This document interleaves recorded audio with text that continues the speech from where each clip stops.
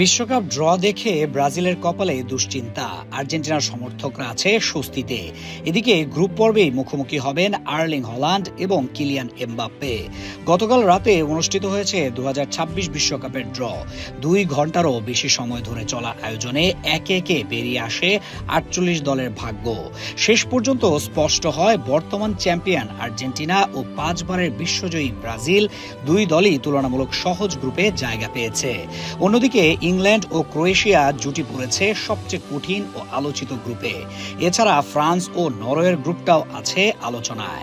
ড্রয়ের শুরুটা ছিল আয়োজক 3 দেশ নিয়ে। কানাডা, মেক্সিকো ও যুক্তরাষ্ট্রের রাষ্ট্রপ্রধানরা প্রথম 3 পট থেকে নিজেদের দেশের বল তোলেন। এরপর 1 নাম্বার পট থেকে প্রথম দল হিসেবে ওঠে ব্রাজিল। ব্রাজিলের গ্রুপটা দেখে স্বস্তিতে নেই সেলেসাও সমর্থকরা।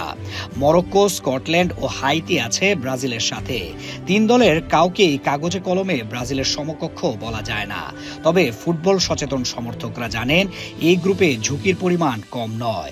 একটু নড়াচড়া হলে এমনকি ব্রাজিলও বিপদে পড়ে যেতে পারে। বিশেষ করে তাদের প্রথম ম্যাচ মরক্কোর বিপক্ষে, যারা গত আসরেই সেমিফাইনাল খেলেছিল। সর্বশেষ ফ্রেন্ডলি ম্যাচে ব্রাজিলকে হারিয়েছে মরক্কো। সুতরাং বিশ্বকাপে ব্রাজিলের জয় পাওয়া সহজ হবে না।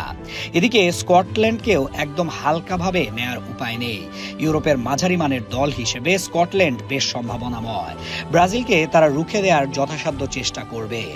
আর্জেন্টিনার যে গ্রুপে তেমন বড় কোনো চ্যালেঞ্জ দেখা যাচ্ছে না। গ্রুপে প্রতিপক্ষ হিসেবে আছে অস্ট্রিয়া, আলজেরিয়া ও জর্ডান। 3 দলের মধ্যেও আর্জেন্টিনার জন্য বড় কোনো সংকট দেখছেন না বিশেষজ্ঞরা। গ্রুপ চ্যাম্পিয়ন হিসেবে সহজেই পরের রাউন্ডে যাওয়ার কথা।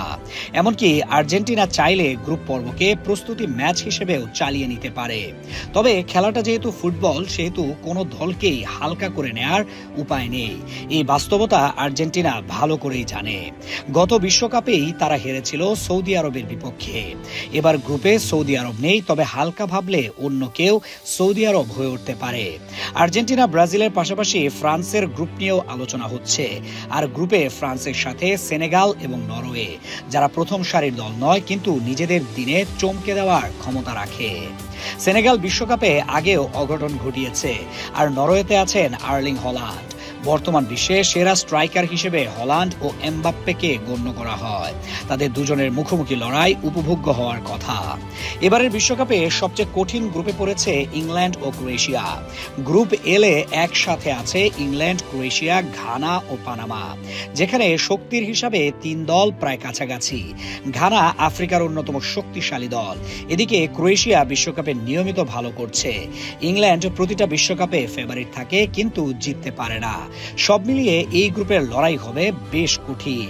সব মিলিয়ে 2026 বিশ্বকাপের ড্র ফুটবল ভক্তদের সামনে এনে দিয়েছে নানা সমীকরণ।